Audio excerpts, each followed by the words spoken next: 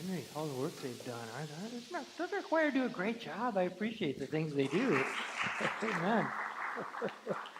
While they're finding seats, why don't you stand up and say hello to the people around you if you haven't done that yet? Hello again, Frank.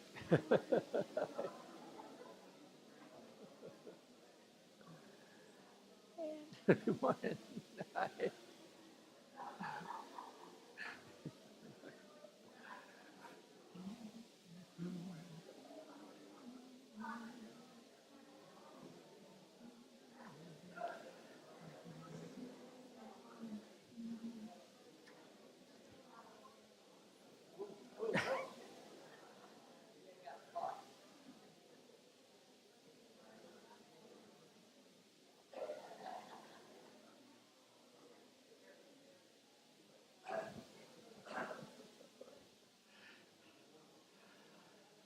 Oh, there's an imaginative story about back in the Garden of Eden, way back in the book of Genesis, that God came to visit one day and met with Eve and had a conversation with Eve and asked about how everything was. And Eve finally responded, God, I have a problem.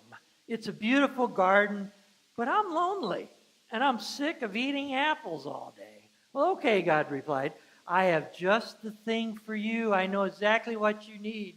I'll create for you a man. Eve said, well, what's a man? And God said, he's a creature with aggressive tendencies, an enormous ego. He doesn't listen. He gets lost a lot, but he's big and strong. He can open up jars. He'll hunt animals, fix things around the house, and he's lots of fun to have around. He'll keep you very amused. Well, sounds great, said Eve. There's just one other thing, said God. He's going to want to think that I made him first. Let you think through that one. For some reason, women think that joke is much more funnier than men ever think that joke is. But that was just for the women. On Father's Day, men, we'll make it up to you on that day. I think Dr. Roy's preaching that day. So be good to the men that day, okay, if you will. Appreciate it. Well, women have played a great part in the church. And that is a very important statement. Throughout the disciples of Christ's history, women have been very important, carrying on missionary work activity for many decades that probably would have collapsed if it wasn't for the women's group stepping into those gaps. But that's the way it's always been with the church. All the way back in the book of Acts, women were very active and played very key roles. By some puritanical standards, that's just unheard of. Women aren't supposed to be doing that much. But that's not the case in the biblical record. One of the great examples of this is Priscilla, a woman that I admire very much, and studying her in the book of Acts. In history, she's portrayed in a very favorable way, quite a hero. I looked at all the paintings and various drawings of Priscilla through the centuries, how different artists tried to portray her. And she's always portrayed as a woman that has a very confident look on her face, very businesslike stature, but always has a smile. It's a woman that's always kind, always a woman that knows what she wants in life and has a good sense of determination, tempered with a good sense of compassion. She's always portrayed in a very favorable light. In the book of Acts, there's various people. Whenever they enter into the story, you know it's good. Barnabas is one of those characters, and Priscilla is the other one. She'll come up again in the book of Acts and some of Paul's epistles, and every time it's always something good. We're going to look at just a few perspectives about Priscilla this morning. In the book of Acts, chapter 18 is where we first meet her. And we're going to be looking at 3 different sections of these scriptures here. And if you would follow along, I think you'll gain a good insight upon the wonderful woman that Priscilla really is. Acts chapter 18, picking up in verse 1. Well, after this, Paul left Athens and went to Corinth. And there he met a Jew named Aquila, a native of Pontus, who had recently come from Italy with his wife Priscilla, because Claudius had ordered all Jews to leave Rome. Paul went to see them, and because he was a tent maker as they were, he stayed and worked with them. And then picking up in verse 18, and Paul stayed on in Corinth for some time. Then he left the brothers and sisters and sailed for Syria, accompanied by Priscilla and Aquila. Before he sailed, he had his hair cut off at Cenchrea because of a vow that he had taken. They arrived at Ephesus, where Paul left Priscilla and Aquila, and he himself went to the synagogue and reasoned with the Jews. And then picking up once more with verse 24. Meanwhile, a Jew named Apollos, a native of Alexandria, came to Ephesus. And he was a learned man with a thorough knowledge of the Scriptures. He had been instructed in the way of the Lord, and he spoke with great fervor and taught about Jesus accurately, though he knew only the baptism of John. And he began to speak boldly in the synagogue. And when Priscilla and Aquila heard him, they invited him to their home and explained to him the way of God more accurately. And may God bring these verses alive to us, that we might see how very vital it is that people of God have the courage and the will to step forward in times of need. In the book of Acts, we find many wonderful stories about the church as it grows. It grows in amazing ways. And the people of God is always the factor in this, that they have the courage, they have the will, the desire to step up. And Paul especially has the will to leave everything behind and travel the world to bring the gospel to various cities that need to know. Now, in one of these cases, as he's traveling, he left Athens and had quite a ministry there with all of the famous philosophers around Greece. And he went to Corinth. And there he met a man named Aquila and his wife Priscilla. And they had recently been kicked out of Rome. How about that? Being kicked out of your own country, out of your own city. How would you like that? A group of people said, "We don't want you anymore. Get out." And Priscilla and Aquila had to leave. Well, they could have different choices that they might want to bear. They could have spent the rest of their life carrying a grudge, chip on their shoulder, just waiting for somebody to say something and to offend them, waiting to be offended. They could have been carrying that kind of misery for the rest of their life and holding on to the bitterness. But that's not the story of these two at all. They're ready to carry on. If we can't make it here in Rome, well, we'll just go to Corinth. We'll start a business here, tent making, and that probably involved leather work and other things as well. We'll make the very most of it. It's a great model right there. The ability to decide to just move on, let it go, don't carry that forever. But they're a team, Priscilla and Aquila. It's interesting. When we first meet them, we're introduced to Aquila, and then it's his wife Priscilla. And if you'll notice, the rest of the times you read about them in the New Testament, those two names get turned around. It's always Priscilla and Aquila. Now, some commentators try to say, well, they just have to mention somebody first. But in the first century like that, that's kind of a dynamic point, that you put the woman before the man. But that's something the way the church is working, that all people are equal. There's no divisions that we might expect in various cultures. They're together. And Priscilla and Aquila are a team. And that's the way it has always meant that way. Back in the book of Genesis, when God created the man, created the woman, and the explanation we have of all of this work that's happening there, the activity that God has in creation. And he points out that the woman is created from the side of man. Well, that's interesting. The ancient rabbis had a lot of different interpretations there.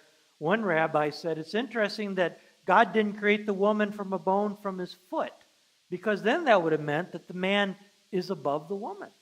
And another rabbi said, well, it's good that God didn't create the woman from a bone in the man's head, because that would have meant the woman is above the man.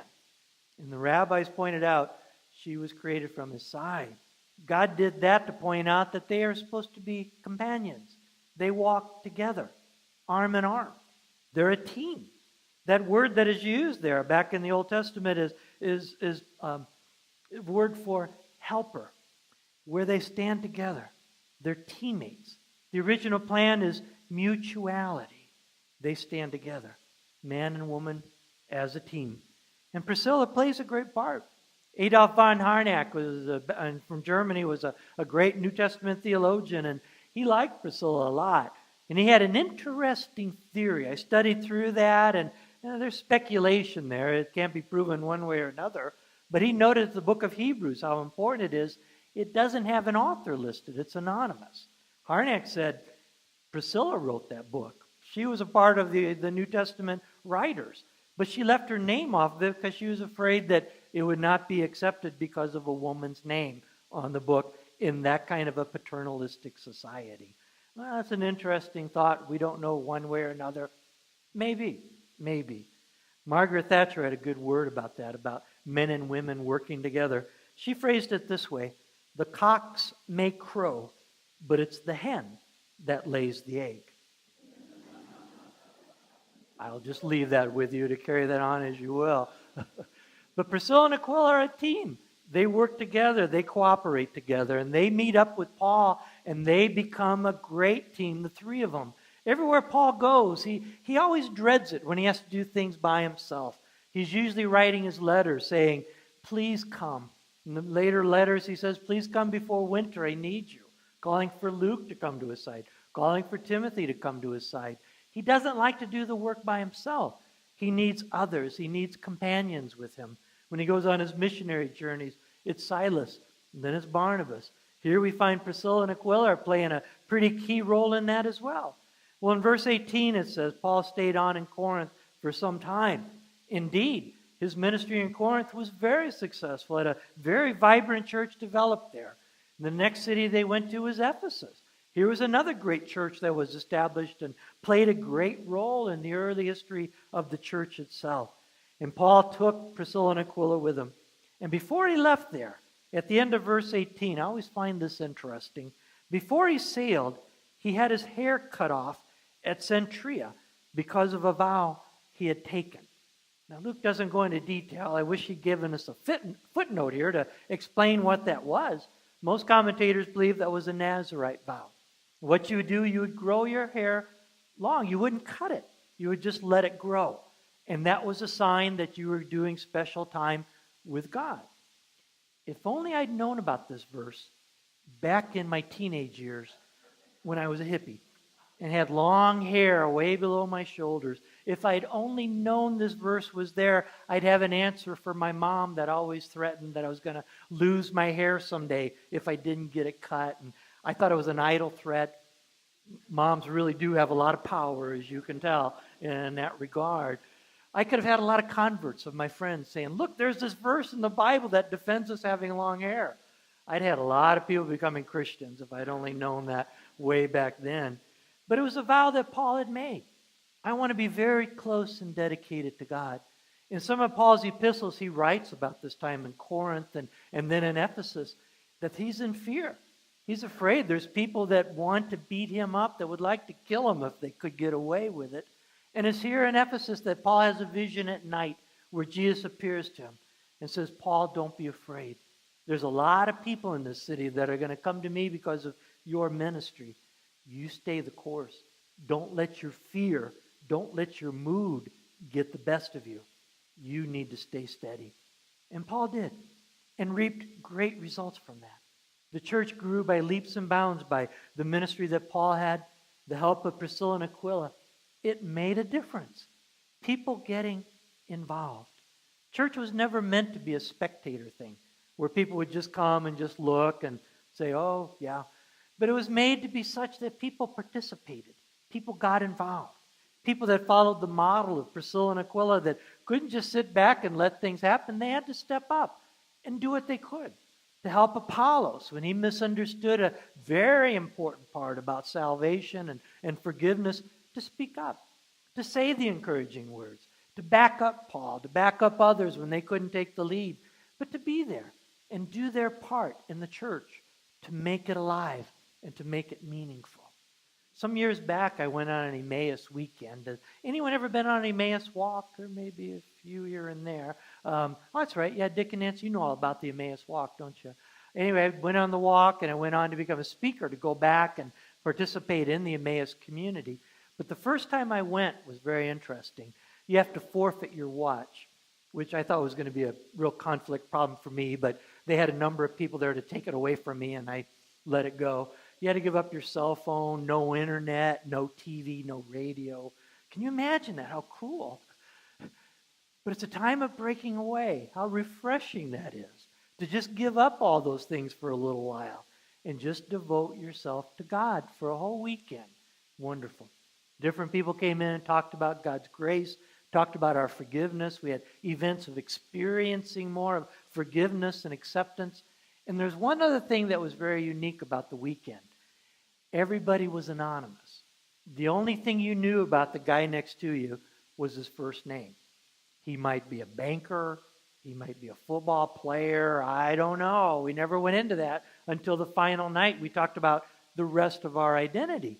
Everybody was on the same footing, which also meant that none of the guys that were at my table knew that I was a minister. Opportunity. I recognize it when it comes. Well, we'd have discussions. They come in and talk about church life and God working in our lives. And I would always take the opportunity to work around, like, how do you guys do it in your church? How does your minister help you do that work? A loaded question. I got great answers. I was so surprised. The guys I got to know, my friends in my little subgroup there of the weekend, time after time they shared the story. Said, I wanted to do more work. I wanted to get more involved in that and give more time and energy to it. But my pastor, I know he meant well and his great love and all of this, he went ahead and did it.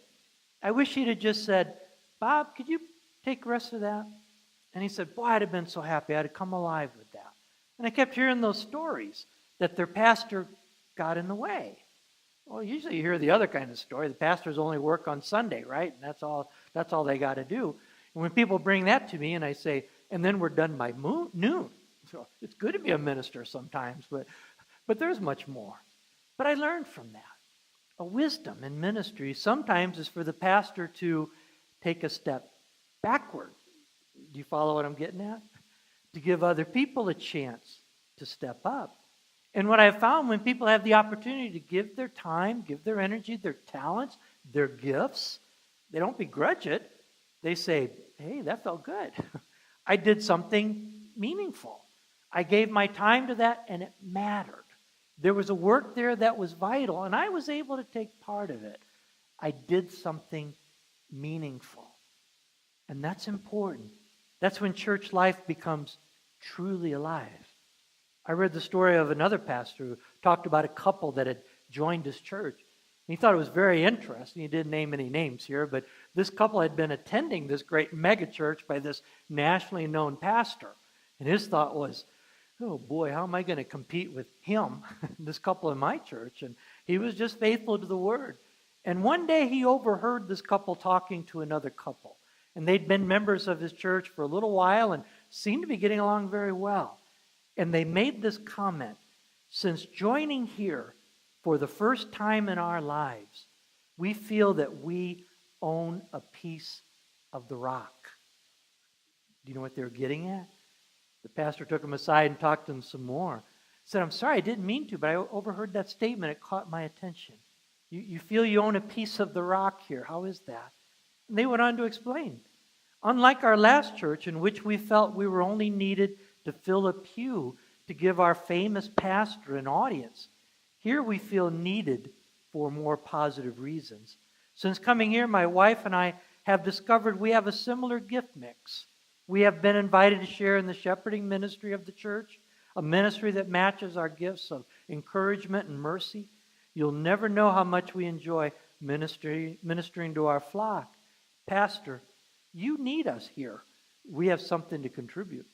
And the pastor concluded his story by saying, you bet we need them here. And he understood very well. When everybody's taking part, when everybody's involved, that's when the church becomes dynamic. And as Bill Hybels likes to say, when the church does what it's supposed to do, there's nothing like it on the face of the planet. And that's true. This is the agency where healing can happen. This is where wonderful things, miraculous things can happen in our world when God's people learn how to work together and join in the mission together, side by side, carrying on the task of reaching out. John Wooden is a legend in NCAA basketball. He coached at UCLA for the Bruins for a number of years, and he's got the record of most titles. There's no other NCAA coach that has as many titles as John Wooden has. And people are always interested in his secret. He had some great stars come out of his team, but he said he never cultivated the individual stardom. He said, in fact, he always tried his hardest to drive that unique individualism out of all the players. He drilled them, preached to them every day. We are a team. You are no more important than the water boy. The assistant manager is just as important as the point guard. We are all in this together. He liked to say the most important player when we win is the rest of the team. We stand together. That's how we will have our success. And he drilled that into every player. Every year the new players would come in and always teach them. You always recognize those that are around you. You never toot your own horn. You always toot the horn of everybody else. And Wooden was working with one of these new players. And he told him, whenever you get a pass from somebody and you're able to score and make points for your team, you do this. You have to do this. You turn around and you acknowledge the player that passed you that ball and made the assist. You give them a smile, you give them a thumbs up, you tip your head, whatever it is. You acknowledge that they were just as important as you were in scoring those points. The players took that all in, and one of the students had to ask, he said, but coach, what if the other player isn't looking when you point him out? And Wooden looked at him and smiled a little bit and said, oh, don't worry, he'll be looking. We look for the acknowledgement. We look for the encouragement that we are a team. We stand together, a church body, a church fellowship, united in serving our Lord Jesus Christ. When we do that, we're one of the most powerful things that's on this planet because we serve our Lord God.